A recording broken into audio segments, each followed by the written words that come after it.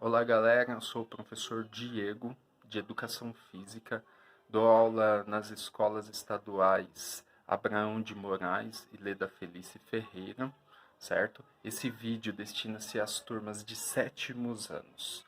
No Abraão de Moraes é o sétimo A e o sétimo B, e no Leda Felice é o sétimo C e o sétimo D, tá bom?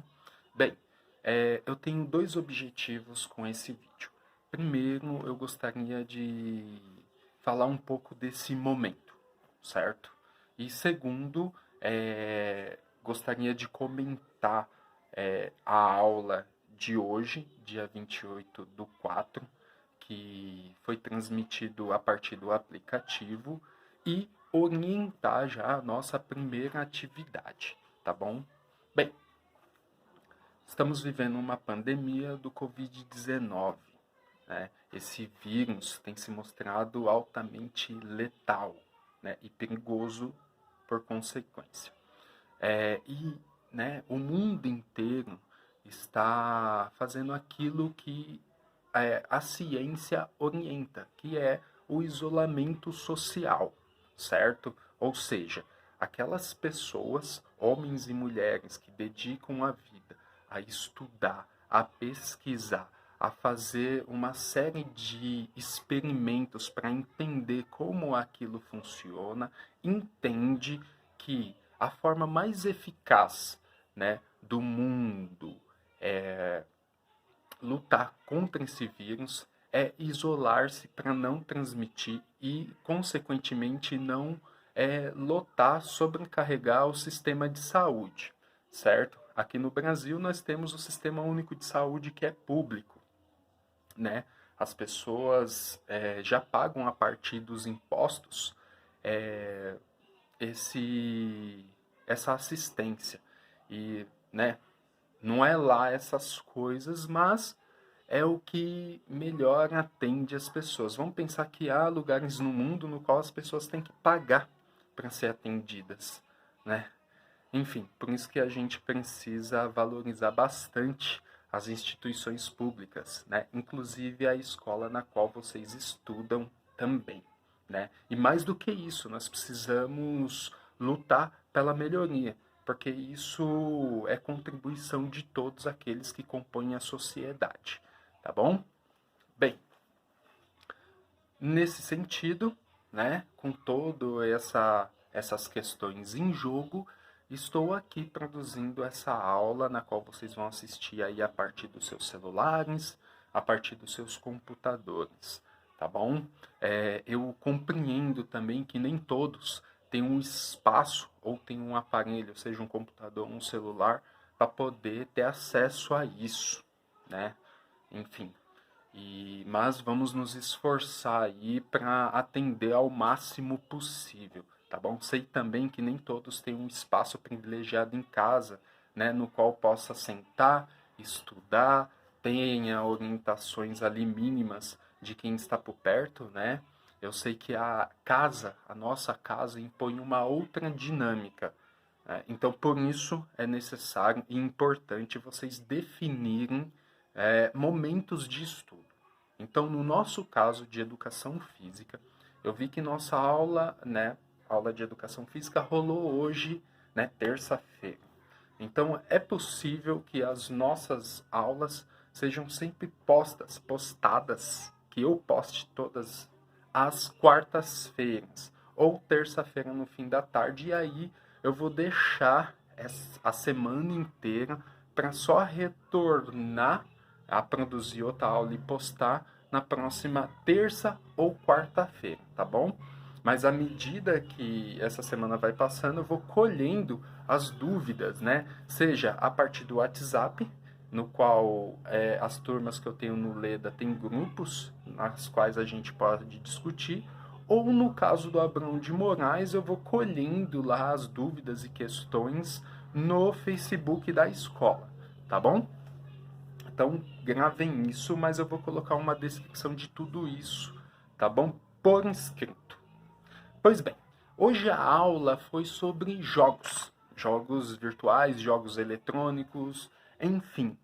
E eu percebi que o esforço lá do professor e da mediadora foi trazer para vocês uma linha temporal na qual os jogos eles passaram aí por vários processos e foram mudando, né? Foram evoluindo.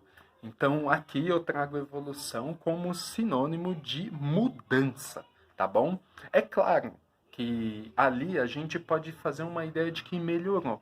Melhorou porque as tecnologias, né, elas foram também mudando e à medida que ela foi mudando, foi permitindo às pessoas produzir jogos cada vez mais complexos, jogos com interações, é, com melhores interações, com melhores gráficos. Esses foram os pontos que eles tocaram, né? Então, por exemplo, a gente pega lá um bonequinho lá de alguns jogos de anos atrás e um bonequinho de jogos atuais. Nós vamos ver que os gráficos são muito mais próximos daquilo que nós podemos chamar de realismo, certo? Além dos jogos, né, que imitam outros esportes, como o futebol. Então a gente pega, a gente não precisa ir tão longe, pega uns 4, 5 anos atrás, vê os gráficos e compara aos de hoje, nós vamos perceber que os gráficos de hoje são muito mais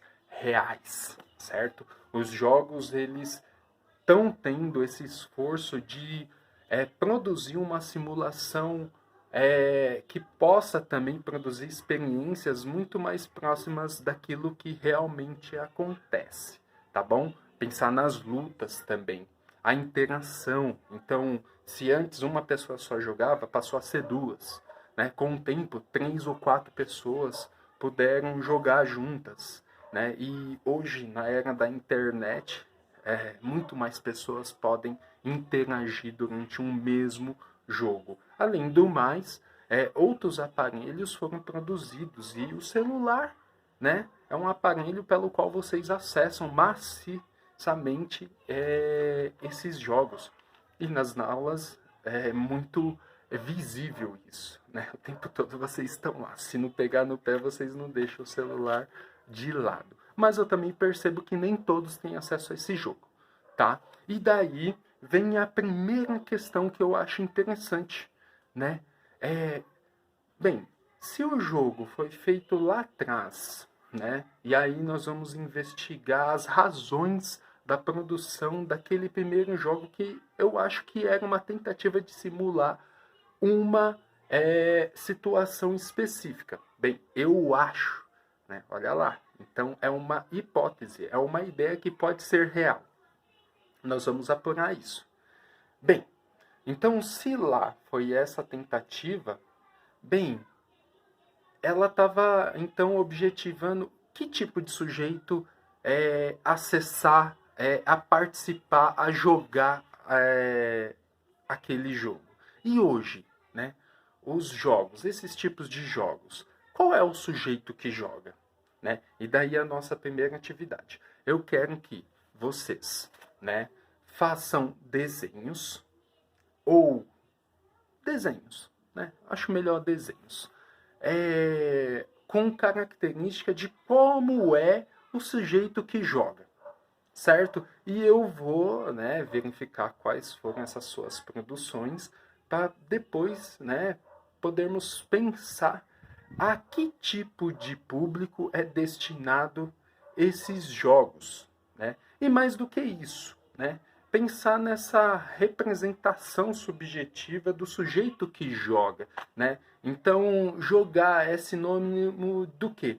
De velhice, de seriedade, sinônimo de juventude, enfim. Acho que a partir dos seus desenhos vai dar para sacar isso.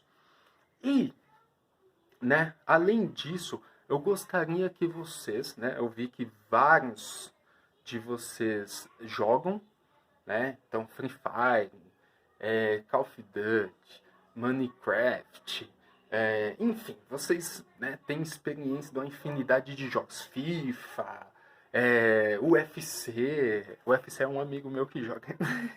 Mas, enfim, vocês têm essas experiências. e vocês jogam muitos jogos eletrônicos, videogames, jogos de celulares.